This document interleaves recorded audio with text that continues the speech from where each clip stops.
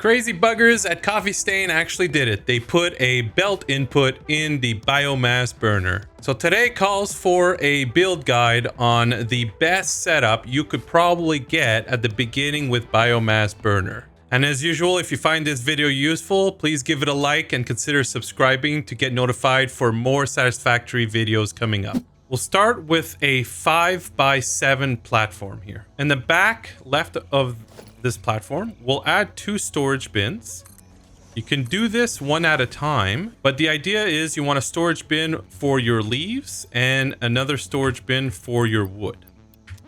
Then in front of these, you'll add a constructor.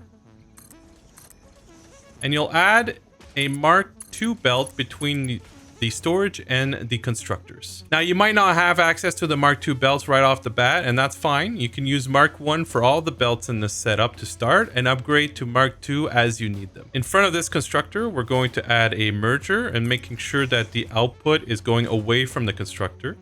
And then we're going to add the belts into that merger. And by the way, a new and awesome feature in Satisfactory 1.0 is the straight building mode for the belts. You ready for this? Oh, feels so good to use. Now in front of this, we're gonna go into another constructor. And again with the Mark II line.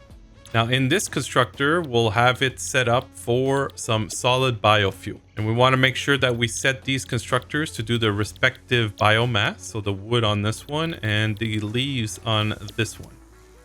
So now we can see that the biomass is being created and then heading into our constructor over here. Now we'll add a storage container. We'll try to put that exactly in the middle of this foundation here.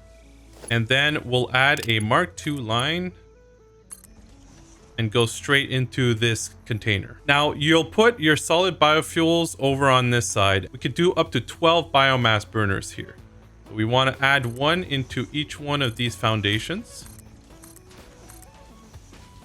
And we're going to do the same thing over here. Line it up with the biomass on the other side. And then we're just going to go and do that.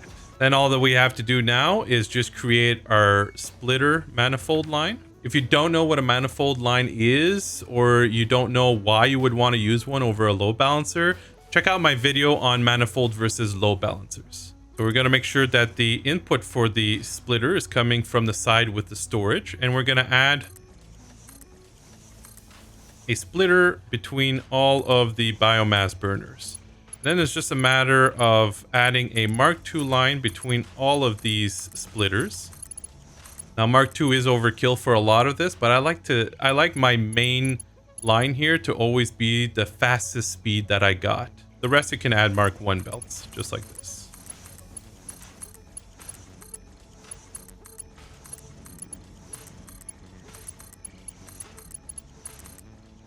And then we just have to connect the power lines.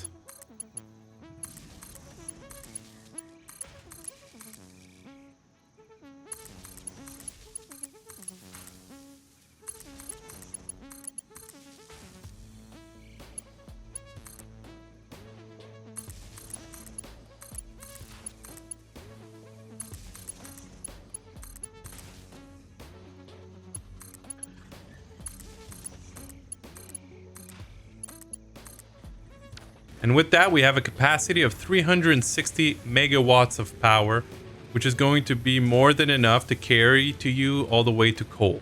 And that's about it for the solid biomass burners. Now, if you're looking for layouts for the starter factory, the videos of the 5 perfect starter factory layouts and the starter factory of the Ultimate Beginner's Guide series, number 5, is still accurate. You can follow along on those videos on how to set up your starter factory. I hope you found this video useful. Give it a thumbs up and consider subscribing.